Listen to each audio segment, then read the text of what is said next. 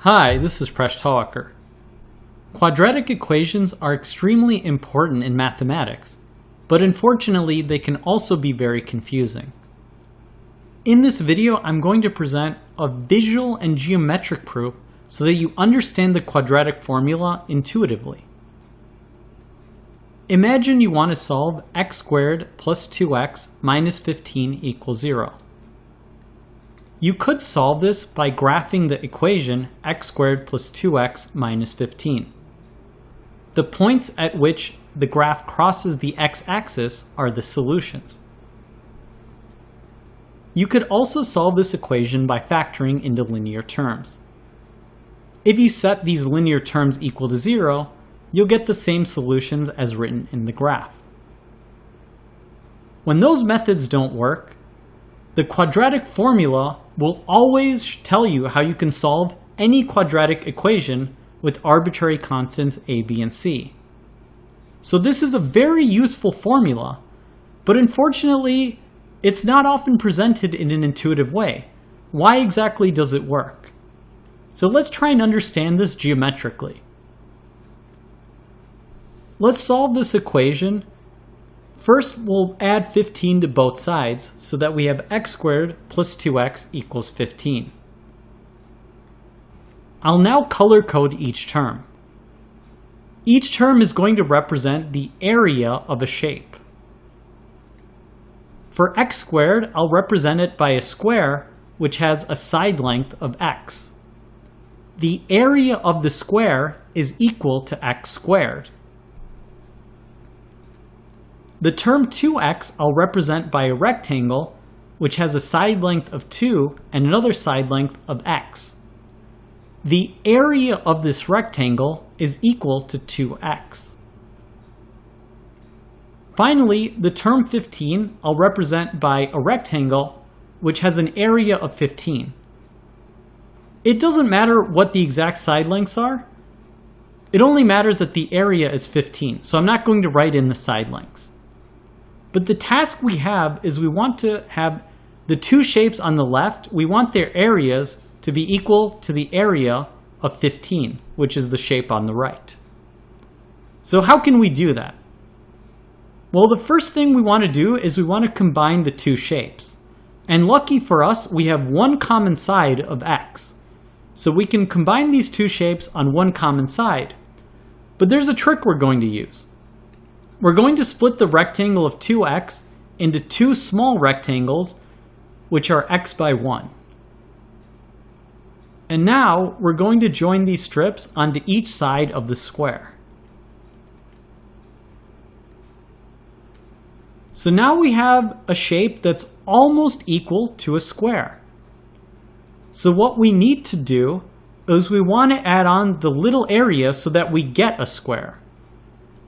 So we put an orange rectangle here, and each of its side lengths is equal to 1, and so this area is equal to 1.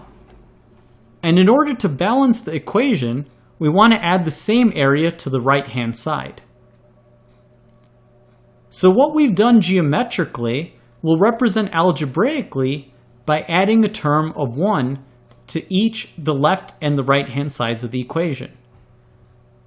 And this is what's known as completing the square. You've probably heard the term in algebra class, but this is the geometric reason. We're literally adding a term to this area so that we can complete a square. And now this helps us solve the problem, because what we want to do, we'll simplify that 15 plus 1 is equal to 16, is we have a square with the side length of x plus 1, and we need that square to be equal to the square on the right-hand side. So we want x plus 1 squared to have an area of 16. Now, one way we could do this to have an area of 16 is we could imagine having a square that has a side length of 4. So in order for our square on the left to be equal to the square on the right, we want x plus 1 to be equal to 4. We can easily solve this, that x is equal to 3. But there's another way that we can do this. It's kind of an unusual way, but imagine we had side lengths of -4. If we multiply -4 by itself, we also get an area of 16. So we could also set x plus 1 equal to -4. And that gives us our other solution of x equals -5. So this is the visual way to understand quadratic equations. And if you understood this, I'm going to show you this proof just in a more general way, which is how we get the quadratic formula. So we have a general quadratic equation, and the first thing I'm going to do is I'm going to subtract c from both sides. So we have ax squared plus bx equals -c. We'll now divide by the constant term of a. So we have x squared plus b over ax equals -c over a. This is very similar to the equation we just solved. It has x squared plus something times x equals a constant term. So let's use the same procedure. We'll represent x squared as being the area of a square with the side length of x. We'll represent b over a times x by a rectangle which has one side of b over a and another side of x. And we'll represent the term -c over a by a rectangle which has an area of -c over a. We don't need to write the length of the side, we just know that the area is -c over a. So we want the areas of the two shapes on the left to equal the area of the shape on the right. We'll use the same trick as in the last problem. We'll divide our middle green rectangle in half so that we have two side lengths of b over 2a. We'll now combine that with the square that has a side length of x by matching the side of x. And now we almost have a square.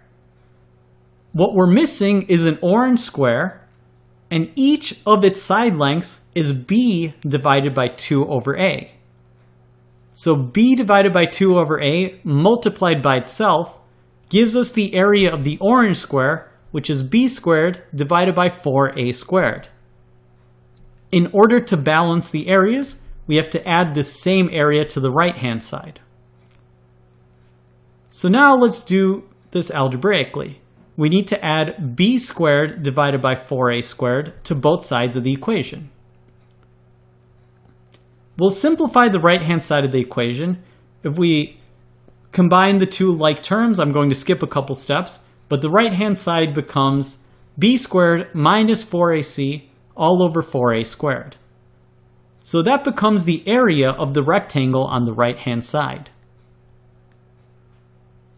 The left-hand side, we have a square with a side length of x plus b over 2a. And we want that to be equal to our square, which has an area of b squared minus 4ac all over 4a squared. So there are two ways we could do this. We could set this equal to positive the square root or negative the square root of the area of the right-hand side. So we have our side length of the square on the left, x plus b over 2a, will either equal the positive root or it will equal the negative root.